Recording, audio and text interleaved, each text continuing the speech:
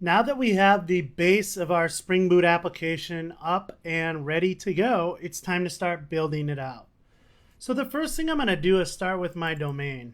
I need to represent a single task in our application. So to do so, we have this domain object called task, and I'm going to start adding some stuff to it. So now we're working with Spring Data here in H2. So this is an entity, so I'm going to go ahead and annotate that with entity. I'm actually going to annotate it with data as well from Lombok, and we're going to get an all args constructor from Lombok as well. If you don't know anything about that, just go ahead and check out Project Lombok. It's pretty cool, and it just adds some convenient methods, convenient abilities to our domain class here. So we're going to start out with we need a long ID. We also need a name, so that's the name of the task. We also, remember we had a due date. This is actually going to be a local date, so we're talking about using Java 8's local date class, and that's going to be called due date. And finally, we're going to have a Boolean for completed. So let's mark a couple things here. This is going to need to be ID and @generated value. And we're also going to use something here. So we're going to use JSON format, which is going to come from Jackson. And this is going to allow us to basically just format our date here. And in our case, we want a month, day, year. And to do so, I'm going to have to pull that in, and let's come back here. And so let's pull this dependency in. I need Jackson JSR. That's right. I don't need that. Okay, let's auto import that. Okay, so this looks pretty good so far. This is going to be our domain object. Now that we have our domain object, we can jump in and create our repository. So this is actually going to extend our CRUD repository. So we need a type, and the type here is going to be task, and that is from here. And then we need an ID, which is, or the ID type, which is long, and that should give us everything we need to get started with that. So let's just make sure this is right. Task and long. Yeah, we should be good to go here. So now we have a domain object that represents a single task. We have a task repository, which is going to handle the persistence for us. And now we can start to build out our application. So let's jump into the task controller here. And in the controller, we're probably going to want a couple of methods. And let's just start with one. So one, we need a way to get any of the data that's in our database.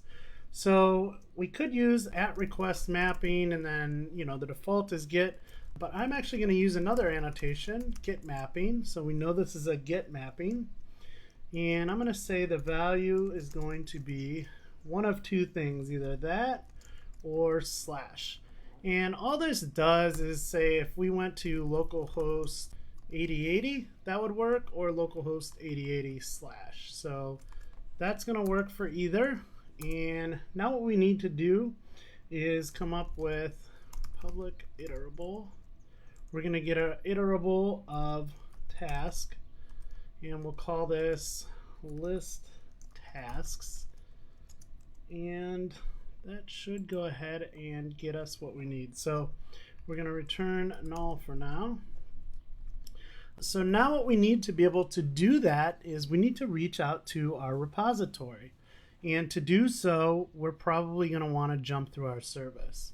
So let's first start with our service. And if we go to our service, we're going to need to create a iterable of task.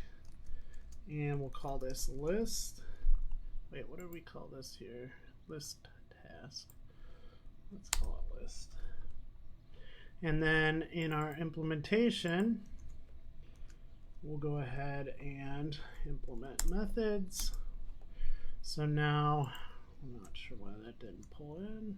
Okay, so now we have an implementation, and to do so, we're actually going to need to go out to our repository. So if I create a private what was it? Task repository. We'll call this task repository. I'm going to create a new constructor here that's going to take of type task repository. And in this case, we're using Spring 4.3 plus, so we don't need to add the @autowired annotation here. So we should be good to go. So we should be able to say this .task repository .find all. And that should satisfy that. What is this?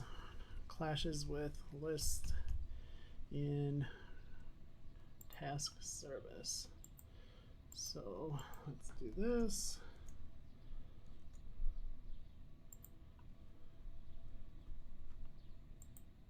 Iterable task list, that's right. And this is right now. Okay, so everything looks good from our service standpoint. So now from our task controller, we're going to do the same thing. And we're going to want to pull in our task service. So task service, and we'll just create a new constructor here that takes that. And that should give us exactly what we need. Now we can call this .taskService.list. And so now our controller, when we call a method, let's see, we're not pulling this in. When we call when we hit localhost 8080 or slash on the end, we're actually calling a method called list that's going to reach out to our task service, which handles the business logic for us. It passes that responsibility onto the repository for our persistence layer, and it's going to return to us an iterable list of tasks. So far, all of this looks good. I think we're going to stop on this one. And in the next lesson, what we'll do is go ahead and create some initial data and test out our Spring Boot application before we move on to the Angular side of things.